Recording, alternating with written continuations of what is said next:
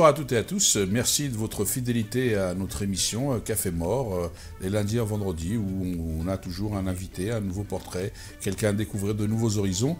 Alors mon invité, non je vous rassure, parce que ceux qui la verront vont croire qu'elle est kabyle, non elle n'est pas kabyle, elle s'appelle Karine Achard et elle est auteure avec un E, compositrice, interprète et elle y tient. Karine Achard, bonsoir. Bonsoir.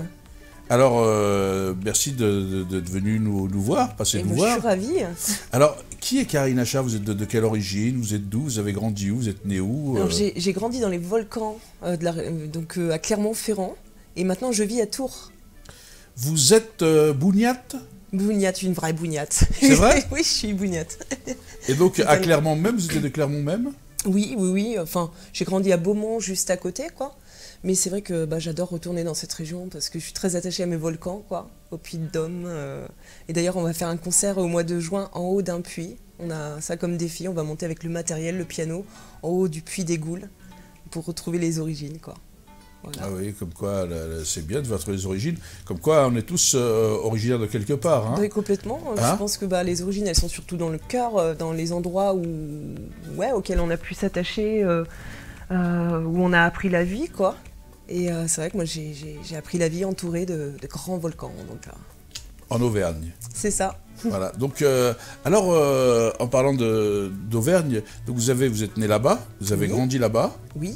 Et mais comment vous êtes venu? Vous êtes musicienne. Comment vous est venue la passion de la musique? Vous avez démarré à quel âge? Un peu parler un peu de nous, de vous. J'ai démarré très tôt, à 5 ans. Oui, 5 ans. Mon frère prenait des cours de piano. Et moi j'étais trop jeune pour en prendre, mais j'ai fait le cirque à mes parents pendant quelques mois. J'ai interrompu les cours de mon frère pour venir jouer et tout, donc ils ont fini par céder et par me faire commencer des cours. Alors au début c'était un quart d'heure de cours, quoi. Et j'ai tout de suite été accro, voilà, j'ai adoré le piano dès le début, quoi, et ça m'a jamais quitté. Alors donc vous avez dans votre scolarité, vous étiez plus tourné sur le piano qu'autre chose Oui. En fait, j'ai toujours fait ça en parallèle. Après, je me suis lancée dans un parcours universitaire classique en continuant le piano en parallèle, la musique, le chant que j'ai commencé à l'adolescence. Et puis un jour, ça a été plus fort que tout. Je me suis dit, ma place, je la ressens dans la musique. Je me voyais pas évoluer ailleurs que dans la musique professionnellement, quoi. Et c'est quoi que vous avez fait comme parcours universitaire? J'ai fait des études de médecine. Donc ça a à la fois rien à voir et à la fois beaucoup à voir parce que c'est le point commun, c'est l'humain. Moi je considère que par la musique on s'adresse vraiment à l'humain, on parle de l'humain, surtout par la chanson. Et donc voilà en fait, et ça m'arrive encore régulièrement maintenant d'aller dans les hôpitaux avec les chansons. Donc je pense que j'ai quand même un pied là-dedans, dans les hôpitaux, quoi. Et alors on va venir parce que vous êtes compositeur, vous faites de la chanson française avec quelques influences. Compositrice, pardon. Oui, je sais que vous êtes née, donc et en plus c'est l'égalité, donc il faut le dire, compositrice. Vous êtes un auteur à texte, mais vous êtes de la chanson française. Est-ce que là-dessus, vous avez vraiment à travailler, à rechercher des choses, parce que ça se fait plus trop en ce moment, c'est-à-dire qu'on est plus à reprendre des mélodies, à faire un peu du business, quoi, un peu avec la musique, à chercher du fond. Oui, c'est un peu un défi là dans les années 2010 de vouloir faire de la chanson. La chanson française, elle était très en vogue dans les années 2000 et maintenant plus du tout, quoi. Mais après, moi, c'est vraiment ce qui me parle le plus. Je trouve que c'est par la chanson, avec des textes solides, qu'on peut faire passer le plus de messages. Et c'est ça qui m'a plu quand j'ai commencé à écouter de la chanson, quand j'ai commencé à chanter les chansons des autres. C'est tout ce que j'ai trouvé. J'ai trouvé des réponses, en fait, dans ces chansons que j'écoutais. Et j'ai envie de pouvoir mettre à la fois des questions sur la vie et des réponses dans mes chansons et peut-être passer le relais à quelqu'un d'autre un jour. Et voilà, c'est ça qui me plaît dans les mots. Alors, avant de venir de présenter votre CD, vous êtes, s'il vous plaît, dans les mots, c'est qui vos influences musicales et puis en termes de texte aussi, pas les paroliers qui vous ont influencé? Alors, parolières. Oui, parolières, et c'est vrai que je suis très sensible aux univers féminins en plus. Après, déjà, en fait, j'ai commencé à vraiment prendre le sens des mots dans la poésie. Quand j'avais 14 ans, je me suis plongée dans Baudelaire, Rimbaud, c'était vraiment quelque chose de très fort que j'ai eu l'occasion de découvrir. Et après, complètement en décalage, je suis allée vers Goldman. Voilà, je pense qu'on a tous écouté du Goldman quand on était ado, quoi. Ensuite, j'ai découvert Barbara, Aznavour. Et après, la révélation, ça a été Véronique Sanson, et Michel Berger, et Jacques Higelin. Ouais, mais là, vous allez chercher dans les grands de musique. En termes même musicalement, au niveau des paroles, il y a du texte, il y a du fond. C'est quand même, c'est de la, enfin. Ah, c'est des mines d'or. Leurs chansons, c'est des mines d'or, et je crois qu'on n'a jamais. Par exemple, du Higelin, moi, je redécouvre toujours autre chose en réécoutant encore des chansons que je connais par cœur aujourd'hui, quoi. Dans certaines versions live, d'autres versions réorchestrées, je m'en lasse jamais, quoi. Ouais, Jacques Higelin, c'est aussi la scène, Higelin. Ah là, c'était une bête de scène aussi, oui, Higelin. Oui. C'est un spectacle à lui tout seul, presque. Ouais. Et Higelin, c'est drôle parce que j'avais écouté ses disques, j'avais pas accroché plus que ça. Et la révélation, ça a été vraiment de le voir sur scène, quoi. Et après, je l'ai vu, je crois, 4 ou 5 fois d'affilée. Ouais, parce que Higelin, c'est vrai que c'est beaucoup plus sur scène, c'est pour ça que je parlais de scène, ouais, que dans l'écoute. Mais après, une fois qu'on l'a découvert sur scène, on accroche plus à ses musiques, à ses paroles. On est plus captif de cet univers. Parce que Higelin, c'est un univers. Oui, complètement. Complètement. Et ce qui est incroyable, sur une même tournée, on peut le voir 2-3 fois de suite. C'est jamais, il n'y a pas 2 concerts qui seront les mêmes, quoi. Et donc, est-ce que vous essayez y a-t-il un univers Karine Achard? Est-ce que vous essayez de construire cet univers? Parce que, d'ailleurs, moi j'ai le CD qui s'appelle, qui a un très beau titre, qui s'appelle La Traversée. Oui. Hein, avec vous, c'est quoi cette traversée qu'on peut faire avec vous? Je pense que la traversée, justement, c'était une vraie recherche identitaire qui est liée aussi à la recherche du son. Parce que, bon, bien sûr, je me suis appuyée depuis des années sur les chansons des grands, mais après, ça donne la curiosité d'aller écouter aussi des gens qui passent pas forcément sur les télés nationales, d'aller dans les petits festivals. Et j'ai découvert des femmes comme Luciole, Messia, Catel, des noms beaucoup moins connus, mais qui font un travail fabuleux, quoi. Et j'écoute des choses très différentes. J'écoute à la fois de la chanson électro, de la chanson rock, et je pense que j'ai ramené un petit peu de tout ça dans mon propre univers. On sent aussi mes influences classiques. C'est un drôle de mélange c'est très difficile de se décrire, en fait, parce que pour moi c'est quelque chose maintenant de naturel, quoi. Ma musique, c'est ma façon de parler, en fait, c'est très important, quoi. Mais vous attachez beaucoup d'importance aux paroles. Oui. Et vous parlez effectivement que votre traversée, c'est une quête identitaire, une quête de la vie. C'est ça votre inspiration? Oui, il y a à la fois des chansons très, très, très dans l'introspection, et il y a aussi un gros regard assez tendre sur le monde, sur les gens qui m'entourent. En fait, c'est ça qui peut m'inspirer, c'est vraiment les rencontres humaines, les parcours de chacun, les choses qu'on traverse tous finalement dans la vie, quoi.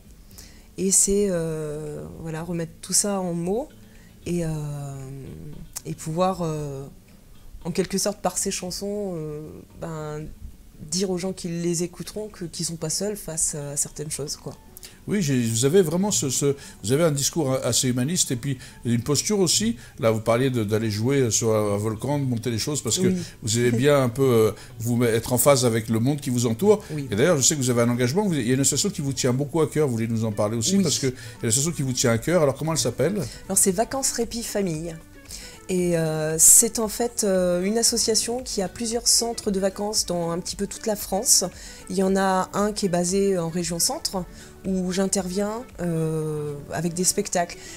Dans ces centres de vacances, il y a des familles avec une personne handicapée qui peuvent venir profiter ensemble des vacances sans avoir la charge lourde du quotidien, de la prise en charge de cette personne. Et ça permet en fait qu'ils passent enfin des moments où tout le monde se repose et tout le monde profite vraiment, puisqu'il y a des équipes soignantes qui prennent en charge les personnes handicapées.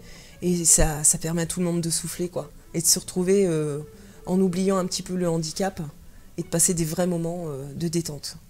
Oui, on voit bien parce que vous avez fait des études de médecine, vous allez chanter dans les hôpitaux, vous allez voir les gens qui sont en situation difficile, en souffrance, pour leur apporter un peu de réconfort à travers votre art, qui est effectivement et vos compositions. Et puis vous allez vers ces structures. C'est ça votre univers aussi, c'est un peu cet univers en phase avec la réalité, avec le monde, en essayant d'apporter un peu de soleil. Vous êtes un petit peu un rayon de soleil. C'est boucle d'or, non, un peu, des fois, Karine, non? Peut-être, je m'en rends pas compte, mais c'est vrai qu'à la fois j'aborde dans mes chansons des sujets un petit peu durs, mais avec, comme je vous le disais, avec une certaine tendresse, en fait, et avec un peu de lumière, quoi, pour alléger les choses. En tout cas, c'est le retour qu'on m'en fait souvent. Donc je suis contente que les gens puissent percevoir les choses comme ça, quoi. Puis c'est toujours... voilà, la scène, pour moi, c'est des moments de partage, c'est ça que je vous disais, le point commun entre la médecine et la scène, c'est parce qu'il y a des êtres humains et puis on se dit des choses par les regards, voilà, l'humain est irremplaçable, quoi. Et donc vous jouez du piano alors, donc oui. Vous chantez en jouant. C'est ça, exactement. Sur scène, je suis avec 2 musiciens, un batteur et un guitariste qui fait de la guitare électrique. Donc il y a quelques chansons de temps en temps où je m'échappe de derrière le piano pour venir en devant de scène et me libérer un petit peu de l'instrument.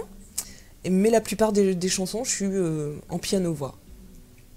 Et ça, ce côté pianiste, c'est votre influence Michel Berger? Je sais pas. Je pense que dès l'enfance même, avant que je commence à chanter, le piano pour moi c'était un vrai partenaire, un soutien, quoi. Et en quelque sorte, quand j'ai commencé à chanter, c'était d'être au piano, c'est quelque chose qui me donnait vraiment confiance en moi. Et puis quand on est un peu timide, il y a une façon un peu de se planquer aussi derrière le piano, hein. C'est marrant, j'allais vous poser la question. Est-ce que c'est parce que quand on est jeune, est-ce que c'est pas une façon de se libérer aussi, le piano, d'avoir l'impression qu'on est protégé et qu'on peut exprimer d'autres choses? Si, et puis c'est tellement... moi je l'ai vécu surtout au moment de l'adolescence comme une parenthèse de douceur, les moments où je me mettais au piano. Je crois que même encore aujourd'hui, les seuls moments où je peux vraiment tout oublier et décrocher complètement et vraiment partir loin dans ma tête, c'est quand je me mets au piano, quoi. Et donc, vous y mettez souvent? Oui. En fin de compte, c'est combien d'heures par jour de travail quand on est justement compositrice ou auteur? C'est combien de jours de travail par jour? Alors, c'est très variable, parce que donc, moi, je suis artiste autoproduit, c'est-à-dire que dans mon projet musical, je fais tout de A à Z, la production, la communication, la pub. Donc forcément, il y a des côtés... Les flyers, c'est vous aussi? Ouais, les graphismes aussi. Le graphisme, c'est vous aussi? Bon, après, parfois, je me fais épauler par des gens, mais... je sais pas, grand, peut-être, attends, je vais juste mettre là, peut-être, non? C'est vrai que l'identité visuelle est importante aussi. Non, on ne voit pas? Ah, non. Bah, elle me dit non, bah, on peut pas, là, on continue, ouais. Donc, tout est fait maison. Voilà, tout est fait maison. Le graphisme, je l'ai fait en duo avec une amie qui est illustratrice, qui est aussi graphiste, mais qui est avant tout auteure-compositrice, elle aussi. Donc je trouvais ça chouette de travailler avec quelqu'un qui était aussi dans la musique et pas que dans les arts graphiques, quoi.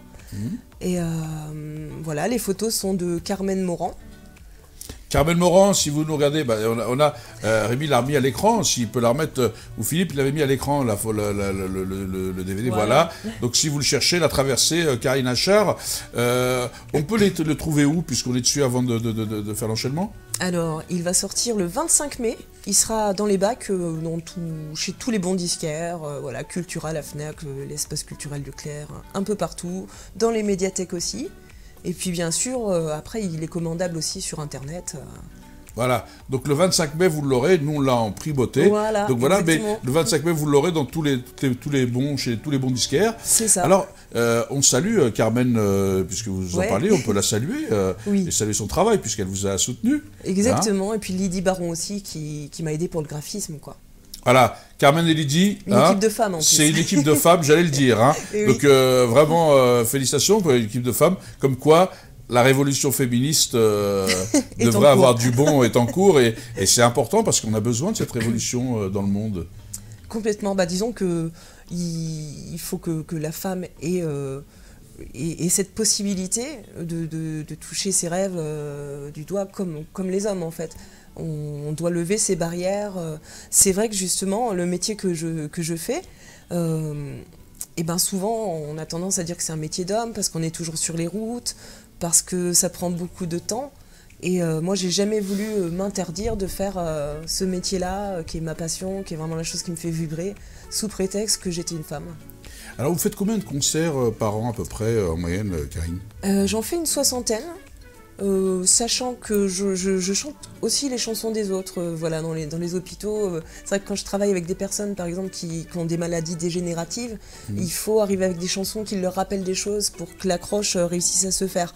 Et comme, de toute façon, je suis fan absolument de chansons françaises depuis des années, voilà, j'adore rendre hommage aux artistes qui m'ont inspiré. Et il y a voilà, le projet de composition où on a à peu près une vingtaine de dates par an. Donc ça fait beaucoup de temps sur les routes, non? Oui, oui, oui. Sauf si vous jouez dans un petit périmètre. Ben non. Non, c'est, on va dire, une grosse moitié de la France quand même. Après, ah bah ouais, quand même, c'est déjà pas mal. Hein. Oui, oui, mais j'adore être sur les routes en fait. Voilà. Et l'Auvergne, parlant d'Auvergne, beaucoup de concerts en Auvergne? Sur vos terres natales? Eh ben, il y en avait un peu moins, parce que je me suis un peu déracinée pour entamer ce parcours musical il y a une dizaine d'années. Et petit à petit, je retourne vers l'Auvergne, jouer de nouveau là-bas. Et on va justement y aller, du coup, on va se faire 3 concerts en Auvergne au mois de juin. Ah voilà, vous retournez sur les lieux de crime, quoi. Ouais, exactement. Et Karine Achard, c'est votre vrai nom? Oui, c'est mon vrai nom. Oui, alors, Achard, c'est un nom vraiment auvergnat? Ça, je sais pas trop. Je pense que des Achards, il y en a un petit peu partout maintenant. On me dit souvent quand je joue en Poitou-Charentes, souvent les gens pensent que je suis de là-bas parce qu'il y a pas mal d'Achards apparemment. Puis... Il y a un lieu qui s'appelle le Bourg d'Achard, oui. donc vous voyez comme quoi oui. Il y a aussi, peut-être que c'est peut-être un lien, peut-être que vous êtes de là-bas. Enfin, je sais pas du tout, alors là c'est vraiment un questionnement. Il y a la chapelle Achard aussi, je crois en Vendée. C'est ça, c'est pour ça que j'allais parler de tout ça, mais je le dis parce que c'est marrant, parce que quand vous êtes ce disque est une quête identitaire, en même temps le nom Achard à lui tout seul pourrait être une grande quête identitaire. Oui, c'est sûr. Ah bah j'ai fait des recherches. Hein. J'ai fait l'arbre généalogique, hein, toutes ces choses-là, mais il faudrait remonter bien plus loin parce que du côté de mon père, des Achards, c'est bien ancré en Auvergne quand même. Hein. Alors ouais, je fais pas un détour pour les gens qui nous regardent, c'est parce que j'essaie de montrer effectivement que pour justement écrire, être parolier ou parolière comme vous l'êtes vous, parce que vous êtes une femme, même si c'est, il faut faire des recherches. Oui. Il faut avoir de l'appétence, vous avez parlé tout à l'heure de vos lectures, oui. Mais il faut vraiment chercher parce qu'on ne peut pas faire des chansons à texte sans avoir des références historiques, géographiques, il faut être documenté, non? C'est vrai, j'ai jamais pensé à ça. Moi je suis une grande curieuse de nature. Je m'intéresse énormément à l'histoire, à plein de choses, au destin des gens. Mais je pense, oui, que c'est sûrement une nécessité pour réussir à ne pas tourner en rond au bout d'un moment dans ce qu'on écrit, quoi. Après, je participe aussi à des ateliers d'écriture qui sont animés par Claude Lemel, qui était le parolier de Jodassin, qui écrit aussi pour Michel Fugain, pour Aznavour, et lui, il nous apporte beaucoup. Un grand parolier, oui. Ah ouais, un grand homme. Vraiment, je suis très honorée de pouvoir faire ces ateliers d'écriture avec lui, quoi. Il les fait où, les ateliers d'écriture? Il vient en Touraine une fois tous les 2 mois, mais il en fait aussi sur Paris. Et il en fait aussi à Lyon, enfin c'est pareil, lui, il est toujours en mouvement, cet homme-là, quoi. Et c'est énorme qu'il veuille bien partager son savoir et nous guider dans le chemin de l'écriture. Est-ce que c'est vraiment un métier de saltimbanque, la musique, la chanson? Je pense quand même. Je pense qu'il faut aimer, je pense qu'il faut vraiment aimer bouger, il faut vraiment aimer découvrir des endroits nouveaux, aller à la rencontre des gens, sinon je pense qu'on est malheureux dans ce métier-là. C'est vrai, vous aimez les gens, ça se sent. Dès que vous parlez des gens, vous avez les yeux qui brillent. Ah, c'est vrai. On sent de l'appétence pour la rencontre avec l'autre. Ah ouais, l'humain est vraiment au centre de ma vie, ça c'est sûr. Et donc, il n'y a rien de plus beau. Il n'y a rien de plus beau. Et donc, tout à l'heure, vous m'avez dit, effectivement, c'est variable, mais vous, pour ne pas perdre la main sur le piano, vous vous entraînez régulièrement. Donc c'est vrai que je n'ai pas répondu à votre question. C'est vrai qu'il y a des périodes. J'oublie pas, hein, je fais un détour, mais je reviens. Non, mais vous avez tout à fait raison. Parfois, je m'égare un peu. Non, mais moi non plus. Moi aussi, je m'égare. Mais c'est justement le concept de l'émission, c'est de pouvoir s'égarer. C'est pas c'est de casser les codes. C'est pas dans une émission où j'ai mes petites fiches et je vous fais figer et vous me répondez et on se prépare avant. Il y a beaucoup d'impro dans cette émission et c'est justement ce qu'on voulait, ce ce qu'on veut dans cette émission. Mais oui. Donc, je parlais du nombre de travail, de talent, parce que les gens qui nous regardent, qui voudraient vivre leur passion, il faut qu'ils entendent aussi. Alors, c'est les périodes où on est vraiment sur de la préparation de gros concerts, ça peut être des semaines où on est en résidence, où ça peut être du 8 heures par jour. Après, quand je répète toute seule à la maison, ça peut être plutôt 4, 5 heures. Après, il y a aussi la contrainte du travail de la voix. On ne peut pas non plus chanter à fond pendant 8 heures de suite, quoi. Quand je suis sur un travail au piano, ça peut être, j'ai fait jusqu'à des journées de 10 heures au piano, quoi. Après, quand c'est la voix, voilà, faut quand même préserver l'outil lui-même, quoi. Et après, il y a des périodes, voilà, on est plus sur un travail non artistique, où on est plus sur un ordinateur, malheureusement, où c'est un peu moins rigolo, quoi. Mais quand même, pour que les gens qui nous regardent, 10 heures par jour, c'est énorme. Oui, c'est vrai que c'est... Mais qu'on est passionné, quoi. Et surtout, voilà, qu'on a un objectif, qu'on a un axe de travail précis, qu'on sait qu'on doit monter tel nombre de chansons pour telle date et arriver sur scène, que ça soit vraiment calé, millimétré, quoi. Il faut ce qu'il faut. Non, mais oui, je sais qu'il faut ce qu'il faut, mais pour montrer aux gens, parce que c'est quand même beaucoup de travail. Oui. Le talent seul ne suffit pas. Non, c'est énormément de travail. Ouais. De rigueur. En plus, dans ces métiers-là, on n'a personne pour nous dire ce qu'on doit faire. Donc on doit vraiment réussir à s'organiser et à se fixer des objectifs, et ça, c'est super important. Et voilà, je pense que le principal, si je devais conseiller quelqu'un voilà, qui voulait se lancer dans ce métier-là, c'est surtout voilà, gérer ça presque comme une petite entreprise, quoi.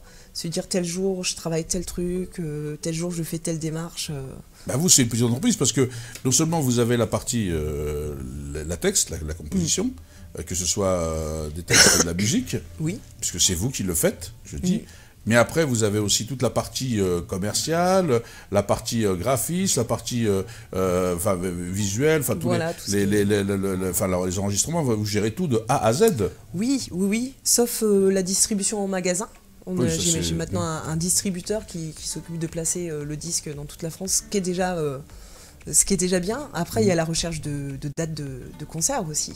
Communiquer, écrire régulièrement aux programmateurs, les tenir au courant de l'avancée, aller dans les festivals même si on ne joue pas pour communiquer autour du projet, rencontrer les programmateurs. Donc, alors là, si on veut vous contacter, comment on fait? Parce que le but aussi c'est qu'on vous contacte. Si on nous regarde, s'il y a des programmateurs, c'est bien de diversifier aussi. Donc comment on fait pour rentrer en contact avec Karine Achard? L'idéal c'est d'aller sur le site internet. Donc c'est Karine, donc avec un C, -du6 achard.com. Et puis quand même aujourd'hui, la façon la plus évidente pour voir les vidéos des derniers concerts, avoir les dates de concerts qui viennent, c'est Facebook. Donc ma page c'est Karine Achard officielle. Voilà. Karine Achard officielle. Alors Karine Achard c'est A-C-H-A-R-D.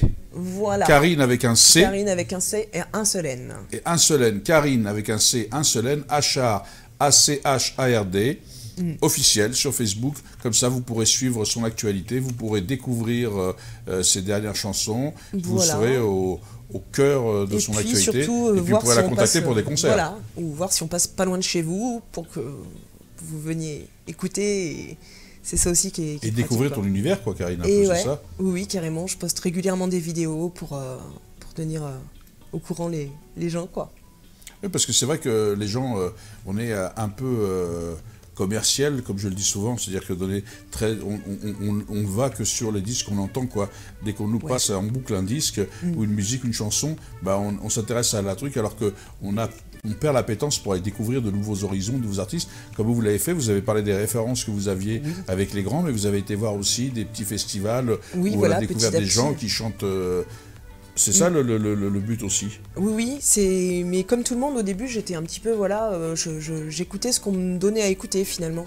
Et puis, je me suis rendu compte qu'il y avait des choses merveilleuses qui se passaient en dehors de la visibilité médiatique. Et je pense qu'il faut absolument aujourd'hui avoir cette curiosité-là, si on veut avoir la chance de se nourrir de choses qui sont un petit peu en dehors des sentiers battus et qui peuvent nous proposer vraiment autre chose. Là, on peut voir, si vous voulez, on peut vous passer un extrait de clip. Oui. Ça vous dit ? Avec plaisir. Bah alors, on va envoyer à la régie, envoyez-nous un extrait de clip de Karine Achard pour que, effectivement, comme ça, ce sera visuel direct.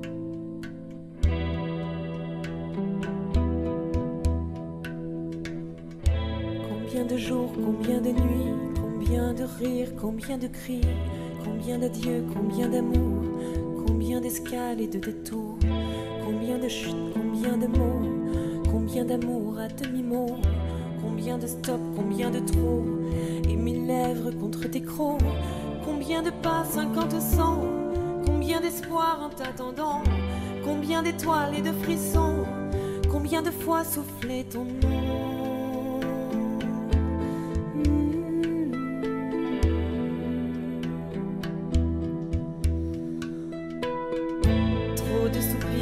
Je t'aime, trop de ma peau contre la tienne, trop de tes yeux sur mon armure, d'instants sacrés en clair-obscur, trop de tendresse dans tes sourires, trop de secrets dans tes désirs, trop de chaleur sous tes baisers, trop de toujours sous l'échappée.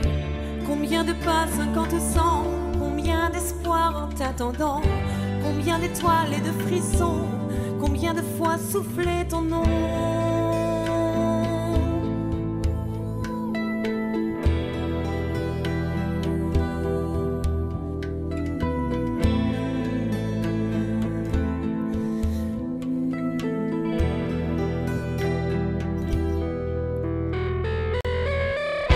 Combien de rues, combien de villes, combien de foules, combien de vides, combien de cieux, combien de routes, combien d'arrêts et de déroutes, combien de vers, combien de larmes, autant de sable, autant de vagues, combien de jours, combien de nuits, combien de solitude aride, combien de pas, 50 100, combien d'espoir en t'attendant, combien d'étoiles et de frissons, combien de fois souffler ton nom.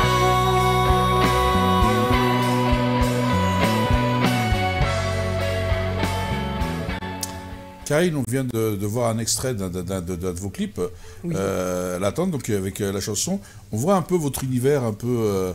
Donc c'est vrai que ça donne envie de vous découvrir un peu. Ah bah tant mieux. Tant mieux, tant mieux. C'est tout à fait, oui. Ça, c'est une chanson qui fait partie d'un disque, d'un 5 titres qui est sorti en 2016, qui annonçait justement l'album La Traversée.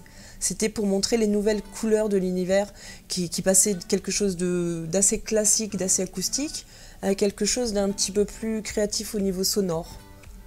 Voilà. Donc oui, on a vu ça. Donc bientôt, donc au mois de mai, dans tous chez tous les bons disquaires, on va retrouver votre disque, Karine Achard. Donc voilà, donc les gens peuvent découvrir.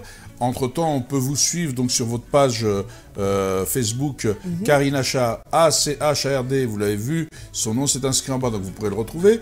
Officiel, Karine Achard officiel, sur Facebook, on tape ça, on vous retrouve. Et donc du coup, comme ça, on peut vous suivre et on peut savoir... surtout qu'on va être en concert un peu partout à partir du 25 mai, pour fêter ça avec le public. Tout le mois de juin, on va être du 25 mai, à partir du 25 mai, vous serez en concert un peu partout dans la France. Donc on pourra vous retrouver, y compris dans vos volcans d'Auvergne. Exactement, pour les courageux, bon, faut grimper pendant 3/4 d'heure, mais après ça mérite l'instant quand même. La musique en haut d'un volcan, c'est magnifique. Ah, vous serez suivi par des médias pour faire ça? Vous avez prévu des choses ou seulement le France 3 régional du coin? Ben, ça risque d'être quand même le France 3 régional du coin, mais si tout média est intéressé par l'aventure, qu'il vienne, il est le bienvenu. Ce sera à quelle date ça Le 17 juin. Le 17 juin, on est au sommet des volcans d'Auvergne, avec Karine Achard pour un grand moment musical. Eh ben c'est super. D'accord. Bah, yes. Karine, merci d'être venue, pardon, j'en bégaye, vous voyez, comme quoi, d'être venue à cette émission. Bah, je suis ravie, vraiment. Merci de ce moment. Et on est très heureux de vous accueillir. Vous êtes la bienvenue, hein, vous êtes chez vous. Hein. Avec plaisir. Hein, vous voyez, donc, et nous, on va quitter Karine Achard. Vous avez pu voir effectivement qu'elle avait un projet de société, qu'elle est très axée sur l'humain, sa musique, son engagement, tout transpire. Donc nous, on va se quitter et on va se retrouver avec un autre invité. Comme toujours, les lundis et vendredis à 20h dans votre émission Café Mort. En tous les cas, merci pour votre fidélité, parce que c'est votre fidélité qui fait vivre l'émission, qui donne de l'ampleur à l'émission, qui permet à tous ces portraits d'être découverts, de les valoriser, de les mettre en valeur. Donc, restez fidèles à notre émission Café Mort. Je vous souhaite une excellente soirée. Bonsoir à toutes et à tous, et à très vite dans votre émission Café Mort, les lundis et vendredis à 20h.